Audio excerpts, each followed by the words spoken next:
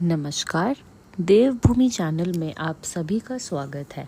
आज हम सुनेंगे महालक्ष्मी व्रत कथा। कथा आरंभ करने से पहले वीडियो को लाइक करें, शेयर करें और चैनल को सब्सक्राइब करें और कमेंट बॉक्स में लिखें जय श्री महालक्ष्मी। एक समय महर्षि श्री वेद व्यास जी हस्तिनापुर पधारे। उनका आगमन सुन महाराज धृतराष्ट्र उनको आदर सहित राजमहल में ले गए। स्वर्ण सिंहासन पर विराजमान कर चरणोदक ले उनका पूजन किया। श्री व्यास जी से माता कुंती तथा गांधारी ने हाथ जोड़कर प्रश्न किया, हे महामुने, आप त्रिकालदर्शी हैं, अतः आपसे हमारी प्रार्थना है कि आप हमको ऐसा कोई सरल व्रत तथा पूजन बताएं जिससे हमारा राज्य, लक्ष्मी, सुख, संपत्ति, पुत्र पौत्रादि व परिवार सुखी रहे। इतना सुन श्री वेद व्यास जी कहने लगे, हम एक ऐसे व्रत का पूजन व वर्णन कहते हैं जिससे सदा लक्ष्मी जी का निवास होकर सुख समृद्धि की वृद्धि होती है। यह श्री महालक्ष्मी जी का व्रत है जिसे प्रतिवर्ष आश्विन कृष्ण अष्टमी को विधिवत किया जाता है। हे महामुने, इस व्रत की विधि हमें विस्तार पूर्वक बताने की कृपा करें। तब वेद व्यास जी बोले, हे देवी, यह व्रत भाद्रपद शुक्ल अष्टमी से प्रारंभ किया जाता है। इस दिन स्नान करके 16 सूत के धागों का डोरा बनाएं, उसमें 16 गांठें लगाएं, हल्दी से पीला करें। प्रतिदिन 16 दूब व 16 गेहूं डोरे को चढ़ाएं। आश्विन कृष्ण अष्टमी के दिन उपवास रखकर मिट्टी के हाथी पर श्री महालक्ष्मी जी की प्रतिमा स्थापित कर विधि पूर्वक पूजन करें। इस प्रकार श्रद्धा भक्ति सहित महालक्ष्मी जी का व्रत पूजन करने से आप लोगों की राज्य लक्ष्मी में सदा अभिवृद्धि होती रहेगी। इस प्रकार व्रत का विधान बताकर श्री वेद व्यास जी अपने आश्रम को प्रस्थान कर गए। इधर समय अनुसार भाद्रपद शुक्ल अष्टमी से गांधारी तथा कुंती अपने अपने महलों में रहने की स्त्रियों सहित व्रत का आरंभ करने लगी। इस प्रकार 15 दिन बीत गए। 16वें दिन आश्विन कृष्ण अष्टमी के दिन गांधारी ने नगर की सभी प्रतिष्ठित महिलाओं को पूजन के लिए अपने महल में बुलवा लिया। माता कुंती के यहाँ कोई भी महिला पूजन के लिए नहीं आई। साथ ही माता कुंती को भी गांधारी ने नहीं बुलाया। ऐसा करने से माता कुंती ने अपना बड़ा अपमान समझा।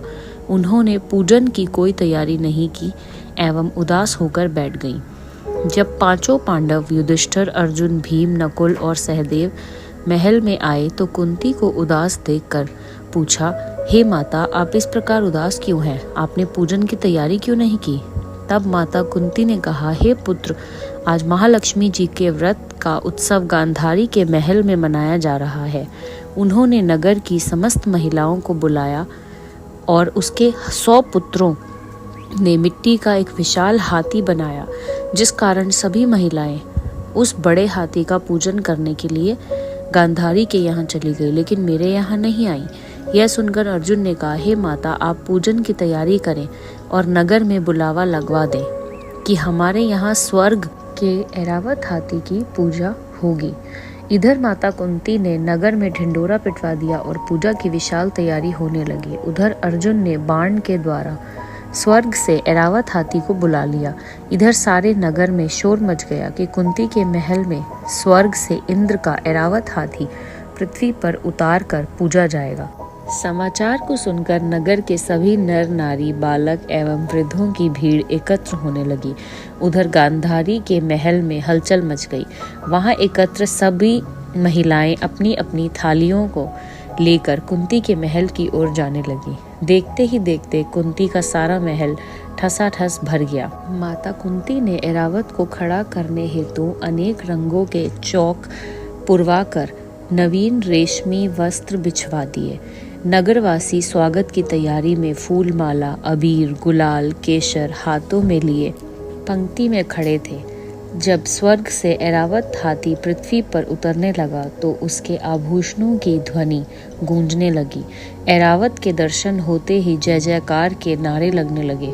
सायंकाल के समय इंद्र का भेजा हुआ हाथी ऐरावत माता कुंती के भवन के चौक में उतर आया।